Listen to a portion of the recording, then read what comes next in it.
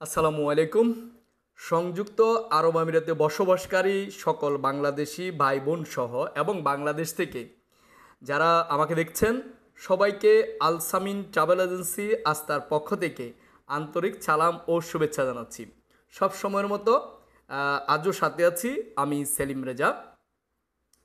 তো আজকে আমি যে বিষয়টা নিয়ে কথা বলবো, আমার পূর্বাপর কিছু ভিডিওর ধারাবাহিক আপডেট নিয়ে কথা বলবো।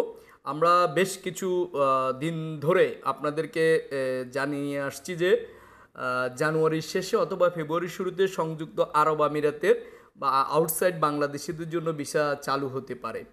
তো এই সংক্রান্ত বিষয়ে অনেকে আমাদেরকে কল করছেন, মেসেজ দিচ্ছেন এবং ব্যক্তিগতভাবে জানতে চাচ্ছেন আপডেটটা কি, ভিসা আদৌ চালু হয়েছে কি না, কখন চালু হচ্ছে, যে আমরা বলেছি চালু হবে এখনও হচ্ছে না কেন, এ বিষয়ে কথা বলার জন্য আজকে আমি আপনাদের সামনে উপস্থিত হয়েছে।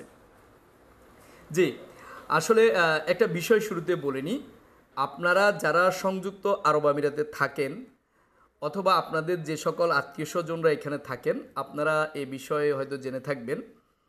এই দেশটার যে কোনো রুল রেজুলেশন আইন কানুন চেঞ্জ হওয়ার কোনো পূর্ব ঘোষিত কোনো নেই। কারণ এটা একটা প্রেসিডেন্ট শাসিত রাজতন্ত্র। ওনারা ওনাদের সিদ্ধান্তগুলো ওনাদের মতো করে নিয়ে থাকে। তো এই ক্ষেত্রে কোনো প্রকার পূর্ব থেকে কোনো আপডেট বা কোনো টাইম লিমিট অথবা সংবাদ প্রচার এগুলো সাধারণত করা হয়ে থাকে না। তো এখানে যেটা হচ্ছে, যখন যে কোনো রুল রেজুলেশনের ডিক্রি জারি হয় তখন পরের দিন এখানকার যে লিস্টের যে কটা পেপার পত্রিকা আছে ওগুলাতে পাবলিশ করা হয়। তো সেক্ষেত্রে আমরা আসলে এখনও সুনির্দিষ্ট করে একদম বলা যাচ্ছে না যে কখন ভিসা চালু হচ্ছে।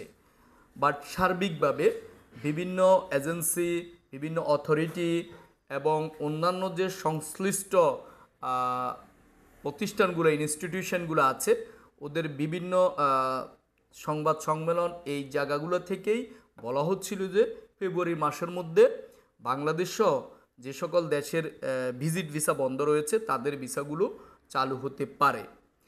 তো এরই ধারাবাহিকতা এখন পর্যন্ত গভর্নমেন্টের পক্ষ থেকে কোনো সুনির্দিষ্ট তথ্য দেওয়া হয়নি এক্স্যাক্টলি কখন ভিসাগুলো চালু হচ্ছে।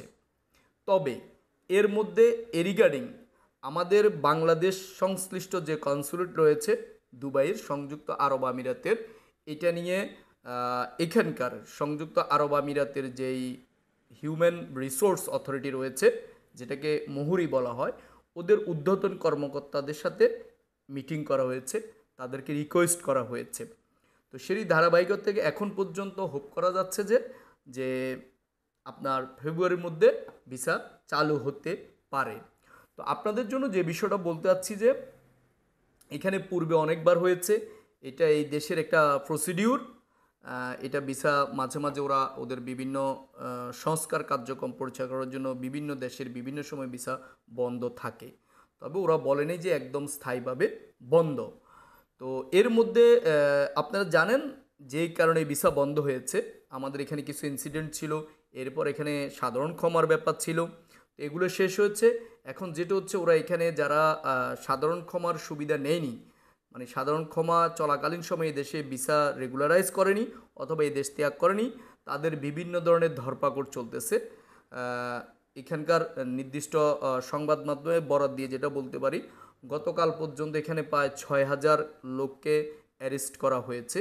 এর মধ্যে বিভিন্ন দেশ মিলি যারা এখানে অবৈধভাবে রয়েছেন, তবে এখানে মেজরিটি আমাদের বাংলাদেশিরা রয়েছেন যাদেরকে ডিপোর্ট করা হয়েছে।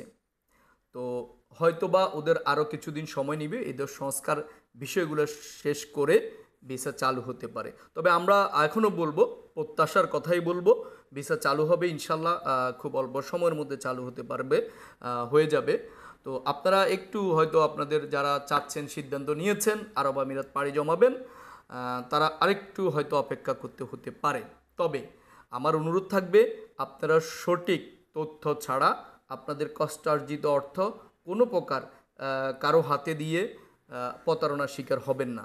আপনাদের নিজেদের শুভবুদ্ধিগুলো অ্যাপ্লাই করে আপনারা যাচাই বাছাই করে এই সংক্রান্ত আপনারা সিদ্ধান্ত নেবেন। বিশেষ করে যারা আমাকে ফলো করে থাকেন, আমার চ্যানেল ফলো করে থাকেন, আলসামিন ট্রাভেল এজেন্সি যারা নিয়মিত গ্রাহক, তাদেরকে আমি একটা কথা বলতে চাই, আমি চেষ্টা করব আপনাদেরকে অথেন্টিক তথ্যগুলো দিতে। তো আমি এ সংক্রান্ত কোনো প্রকার আপডেট আসার সাথে সাথে আপনাদেরকে ইনফর্ম করব ভিডিওর মাধ্যমে। আপনারা অন্তত কোনো প্রকার ফাঁদে পা দিবেন না। তো ততক্ষণ পর্যন্ত ভালো থাকুন। যে কোনো আপডেট আসার সাথে সাথে আমি আবারও আপনাদের সামনে ভিডিও নিয়ে উপস্থিত হব, এই প্রত্যাশা রাখছি। আর একটা রিকোয়েস্ট সবসময়ের মতো থাকবে, যদি মনে করেন আমার কোনো তথ্য আপনার কোনো উপকারে আসে, অথবা আমি যদি মনে করেন যে সঠিক তথ্যটা দিয়ে আপনাদেরকে সহযোগিতা করে থাকি, তাহলে অনুরোধ থাকবে আমার চ্যানেলটা সাবস্ক্রাইব করবেন যদি নতুন হয়ে থাকেন, অথবা আর যদি আপনি অনেক দিন ধরে আমার চ্যানেলে থাকেন, তাহলে শেয়ার করে দিবেন, যেন আমাদের আরেকজন বাংলাদেশি ভাই অন্তত দুবাই সংক্রান্ত সঠিক তথ্য পেতে ওনাদের কাজে আসে। তো ধন্যবাদ। আরেকবার দেখা হবে এই প্রত্যাশায় শেষ করছি আজকের মতো। আল্লাহ হাফেজ। ভালো থাকা হয় যেন।